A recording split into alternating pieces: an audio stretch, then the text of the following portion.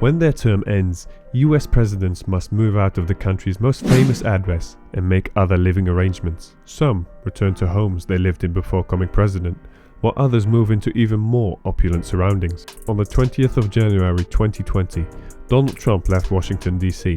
and flew to his Mar-a-Lago resort in Florida before President Joe Biden's inauguration. From Texas to California to Florida, let's take a look at the grand estates and modest homes where former presidents moved in after their time in office. When a president is living in the White House, his time there is illuminated by the spotlight, but when that president becomes a former president and the White House becomes his predecessor's home, where does he go? For someone like President Obama, the answer is to remain in Washington, D.C. But that's an anomaly. In fact, he's the first president to do so since 1921. Stick around for the details on where he's headed next and the places some presidents chose as their new locales. President Obama, KALORAMA, Washington, D.C. I'm like the old guy at the bar when you went to high school, right? Still kind of hanging around. Like his shirt buttoned down a little too low. Still thinks he's cool. That's precisely the description President Obama gave Jimmy Kimmel about himself in an interview last month, while discussing his plans to stay in Washington, D.C. after his presidency. But come on, Obama, you know you'll always be cool after that drop the mic move. More specifically, the Obama family will unpack in Kalorama, a neighborhood just 2 miles from the White House. The exclusive area has been home to past presidents before and after their terms. Think Woodrow Wilson, William Howard Taft, Franklin Roosevelt, Warren Harding, and Herbert Hoover. Before the Obamas purchased it, the 8,200 square foot house they're moving into in Colorama belonged to Joe Lockhart, the press secretary and senior advisor to former President Bill Clinton from 1998 to 2000.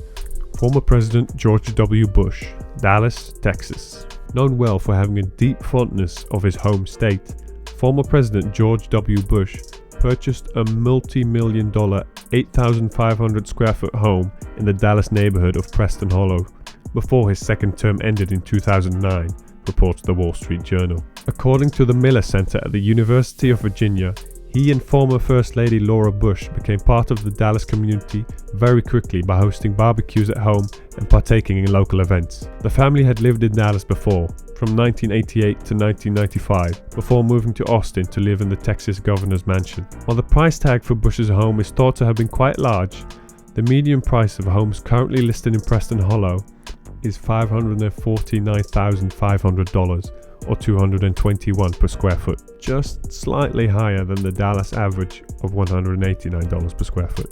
Former President Bill Clinton, Chappaqua, New York. In 1999, shortly before the end of his term, the Clintons paid $1.7 million for an 11-room home in Chappaqua, New York.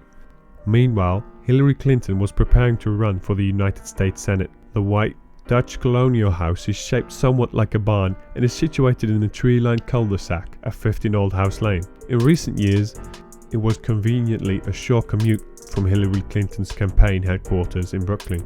It has 5 bedrooms, 4 bathrooms and a pool. Experts at Trulia estimate it would be worth about $2.7 million. In September, the Clintons also purchased a $1.16 million house next door, but the jury's still out on what that will be used for.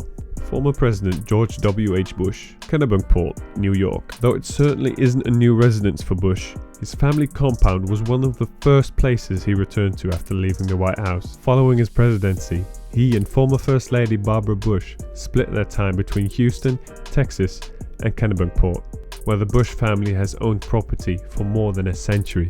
When Jeb Bush announced his presidential campaign last year, the compound started receiving more attention than usual as tourists traveled to see the oceanside town for a glimpse of the mansion, reports the Washington Post. Still, locals are said to keep the exact location quiet out of respect for the family, and the Secret Service protects the house. According to the Washington Post, George and Barbara Bush still spend 6 months every year at the compound, flying the Texas flags when they're there. Former President Ronald Reagan, Bel Air, California. Once Reagan's presidency ended in 1989, he retired to the wealthy Los Angeles neighborhood of Bel Air. According to the Los Angeles Times, it was actually purchased for the Reagans by their friends in late 1986 for $2.5 million.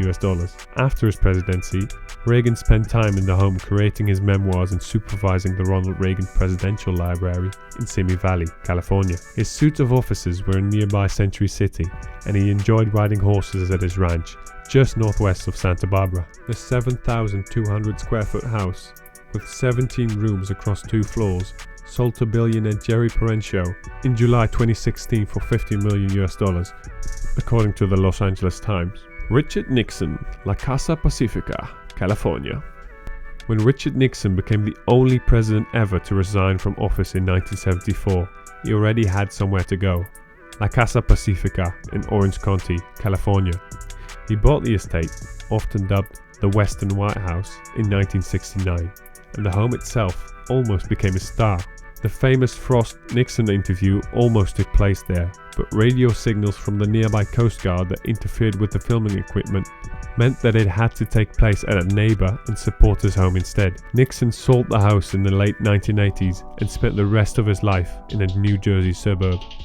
Jimmy Carter lives in a $167,000 house. Former President Jimmy Carter might have once called the White Mansion at 1600 Pennsylvania Avenue his home, but now he lives in a much more modest abode. Carter, the nation's 39th president and oldest living former president in US history at 96 years old, lives a fairly normal and frugal life.